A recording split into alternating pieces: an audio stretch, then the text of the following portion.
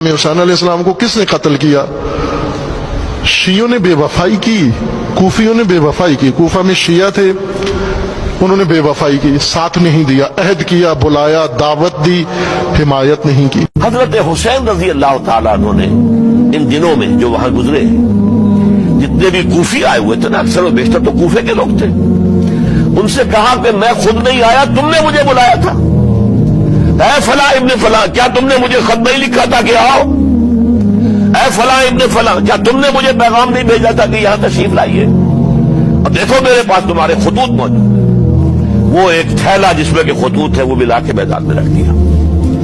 یہ حضرت حسین رضی اللہ تعالیٰ عنہ کی شرافت اور اپنی صاف دلی، کوئی اس کے اندر عیاری نہیں تھی ان کے اندر، معاذ اللہ ثم معاذ اللہ، لیکن یہ کہ اس کا نتیجہ اچھا نہیں نکلا۔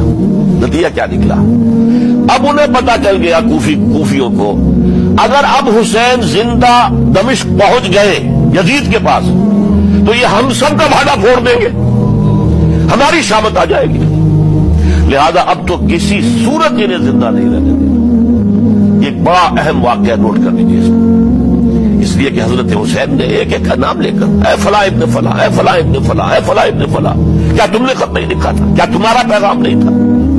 اب انہوں نے دیکھا کہ یہ بہانہ اگر یزید کے ہاں جا کر پھوڑ دیا گیا تو پھر ہماری خیر نہیں ہوگی۔ یہی وجہ ہے حضرت حسین کو شہید کرنے کے بعد، یہ نوٹ کر لیجئے، 72 آدمی تھے کل، جس کو کہہ لیں لشکر حضرت حسین کا رضی اللہ تعالیٰ، ان میں سے 20 خاندان بنی ہاشم کے چشم و چراغ تھے۔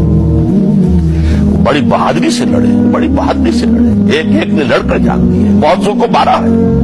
یقاتلون فی سبیل اللہ فیقتلون ویقتلون، قتل کر بھی رہے تھے، قتل ہو بھی رہے تھے، ایک ایک کر کے قتل ہو رہے تھے، شہید ہو رہے تھے۔ 20 جو ہے خاندان بنی ہاشم میں سے شہید ہوئے۔ حضرت حسین رضی اللہ تعالیٰ عنہ کا ایک بہت ہی انفنٹ چھوٹا بچہ وہ بھی شہید ہوا ہے۔ باقی سب مرد، تمام مرد، سوائے ایک حضرت حسین کے بیٹے حضرت علی بن حسین زین العابدین کہلائے بعد میں، وہ بیمار تھے، وہ جنگ میں حصہ نہیں لے سکتے تھے، وہ بچ گئے صرف۔ اچھا، حضرت حسین شہید ہو گئے، یہ ہے 10 محرم الحرام سن 61 ہجری۔ کیا مطلب ہے؟ حضور کے انتقال کے ٹھیک 50 برس بعد، سن 11 ہجری میں حضور کا انتقال، اور سن 61 ہجری میں حضور کے نواسے، اور جن کے بارے میں حضور نے فرمایا سیدہ شباب اہل الجنہ، حضرت حسین شہید کر دیے گئے۔ اور اس کے بعد اس لشکر نے خیموں کو آگ لگا دی۔ یہاں نقطہ سمجھ لیجیے، آگ کیوں لگائی؟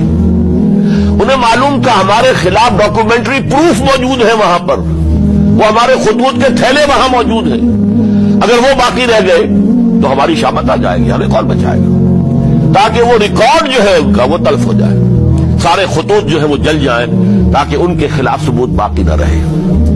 یہ عظیم سانحہ کربلا ہے۔